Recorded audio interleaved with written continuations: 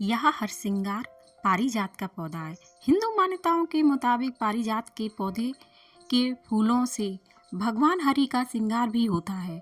कहा जाता है कि द्वापर युग में स्वर्ग से देवी सत्यभामा के लिए भगवान श्री कृष्ण इस पौधे को धरती पर लाए थे। यह वृक्ष जो है वह समुद्र मंथन से उत्पन्न हुआ है।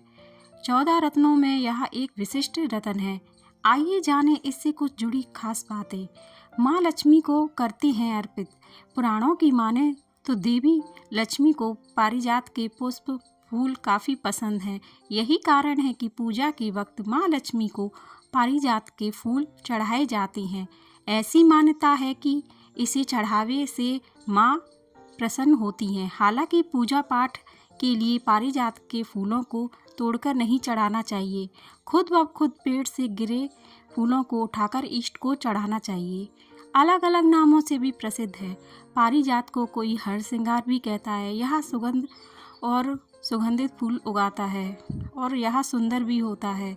अलग अलग देशों में अलग अलग नामों से भी जाना जाता है। समुद्र मंथन से हुई उत्पत्ति।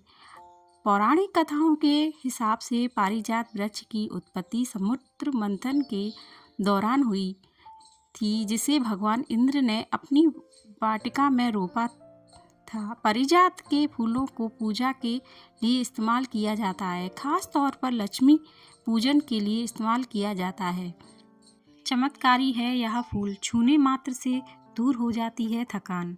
सनातन धर्म में ग्रंथों में कई देवीय पौधों का जिक्र किया गया है, जिन्हें केवल प्रणाम करने, पूजा करने या सिर्फ छूने मात्र से ही सारी तकलीफ़ें दूर हो जाती हैं और मनोकामनाएं सभी पूरी हो जाती हैं। ऐसे ही एक पौधे का जिक्र हम कर रहे हैं।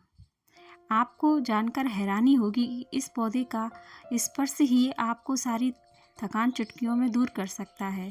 तो आइए जानते हैं इस पौधे के बारे में और वास्तुशास्त्र इसके बारे में क्या कहता है।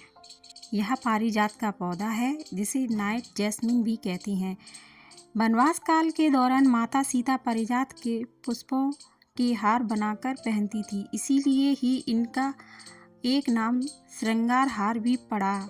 इसकी उत्पत्ति को लेकर कथा मिलती है कि इसकी उत्पत्ति समुद्र मंथन के दौरान हुई थी और यह देवताओं को मिला था। स्वर्ग में इंद्र ने अपनी वाटिका में इसे रोप दिया था। मान्यताओं के अनुसार नरकासुर के वध के पश्चात इंद्र ने श्री कृष्ण को पारिजात का पुष्प भेंट किया, जिसे उन्होंने देवी रुक्मणी को दिया। देवी सत्यभामा को देवलोक से देव माता अदिति ने चिरयौवन का आशीर्वाद दिया था, लेकिन पारिजात पुष्प के प्रभाव से देवी रुक्मणी भी चिरयौवन हो गई, जिसे जानकर सत्यभामा क्रोधित हो गई और श्री कृष्ण से पारिजात वृक्ष लाने की जिद करने लगी। इसके बाद श्री कृष्ण को पारिजात धरती पर लाना पड़ा।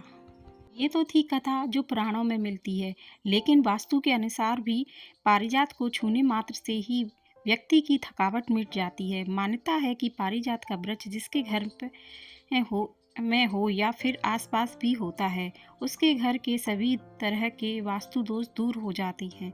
इसके अलावा आपको जानकर हैरानी होगी कि पारिजात के पुष्प को खास तौर पर भगवान विष्णु, माता लक्ष्मी के लिए इस्तेमाल किया जाता है, लेकिन केवल इन्हीं फूलों का इस्तेमाल किया जाता है जो अपने आप पेड़ से टूटकर नीचे गिर जाते हैं, जबकि दूसरे फूलों को लेकर यह कहा जाता है कि ज़मीन पर गिरे हुए फूल पूजा में प्रयोग नहीं कर सकती हैं। कहा जाता है कि यह पौधा वह पौधा है जहाँ श्री माता लक्ष्मी का निवास होता है।